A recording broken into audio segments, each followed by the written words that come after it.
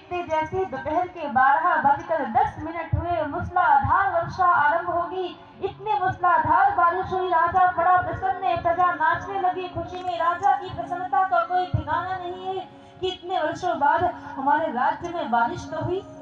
चलो बारिश हुई, इसके पश्चात राजा ने दोनों ज्योतिषियों को बुलाया। पहले ज्योतिषी से कहा कि आपकी भविष्यवाणी क्या हुआ, असत्य सिद्ध हुई।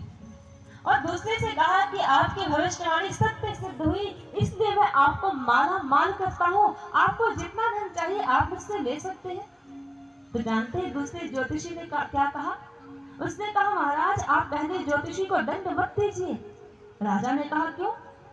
उस ज्योतिषी ने कहा कि महाराज इनकी भविष्यवाणी सत्य थी, जो इनका पंचांग कह रहा था वही मेरा भी पंचांग कह रहा था।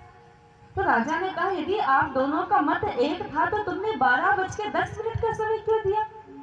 दूसरे ज्योतिषी ने कहा महाराज मैंने थोड़ा विवेक से काम लिया, नीति से काम लिया।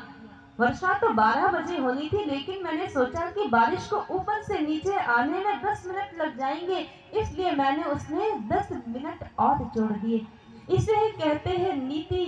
नीति का मतलब होता है विवेक युक्त चतुराई, जो किसी काम की सफलता के लिए की जाए। लेकिन जब एक इंसान अपनी नीति, अपने विवेक का परित्याग करके जब अपनी रुचि को महत्व देने लगता है तो समझो ऐसे मानव के जीवन में उसका दुर्भाग्य दस्तक दे चुका है। और कहते हैं ऐसे ही दुर्भाग्य ने आज दस्तक दे दी महाराज उत्तानपाद के जीवन में। महाराज उत्तानपाद का सारा ध्यान अपनी पत्नी सुरुचि में है, सुनीति में है। सुरुचि को महाराज का समय मिलता लेकिन सुनीति को नहीं। कहते सुरुचि के पुत्र का नाम था उत्तम और सुनीति के पुत्र का नाम था ध्रुव। एक दिन की बात है, महाराज उत्तानपाद दिग्विजय करके वापस लौट के आए तो आज द्वार पे उनका स्वागत